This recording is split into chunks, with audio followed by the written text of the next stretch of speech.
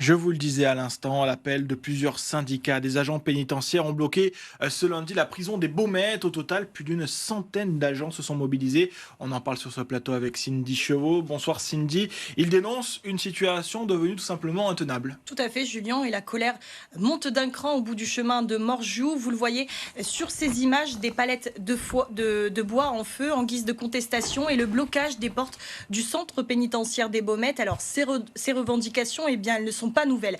Absentéisme, conditions de travail à flux tendu, selon les surveillants, eh bien, ces difficultés s'expliquent notamment par une surpopulation carcérale.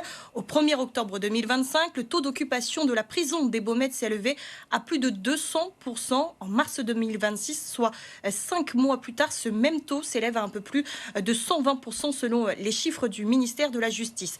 Une baisse qui s'explique notamment par l'extension des Baumettes 3, 743 nouvelles cellules pour désengorger la prison. Problème, eh bien, le manque de personnel en service. Toutes les unités ne sont pas ouvertes, dont ces Baumettes 3, selon les syndicats interrogés ce lundi matin. Le rassemblement d'aujourd'hui a donc pour objectif de mettre une forme de pression sur le ministère de la Justice afin d'obtenir les effectifs qui ont été promis. Je vous propose d'écouter les explications de Marc Berkane, représentant national du syndicat pénitentiaire des surveillants. Donc les 80 surveillants, mais on n'oublie pas aussi d'autres corps. Nous manquons d'administratifs, nous manquons d'encadrants. Ça montre aussi une certaine forme d'exaspération du personnel qui travaille en insécurité constante et qui, de par les présents qui sont sur l'établissement, ça engendre énormément d'heures supplémentaires et énormément de fatigue, moins de récupération, voire moins nos familles.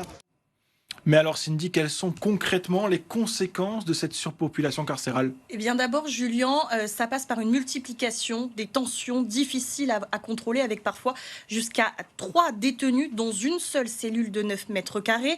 Moins d'agents, cela veut dire plus de frustration pour les prisonniers. Ils ne se sentent pas écoutés, nous explique Ahmed Tahiri, délégué régional du syndicat SPS-CEA. Selon lui, il y a donc plus d'agressions verbales mais aussi physiques. Le personnel ne veut plus travailler à flux tendu en se faisant insulter, en allant travailler sans connaître à l'avance le poste qu'ils vont occuper. Toujours selon les explications de ce syndicat pénitentiaire, les agents sont frustrés et selon nos informations, eh bien, certains détenus exprimeraient eux aussi leur mécontentement à travers une grève de la faim. L'avertissement donc de ce lundi 27 avril pourrait se renouveler si aucune réponse n'est apportée.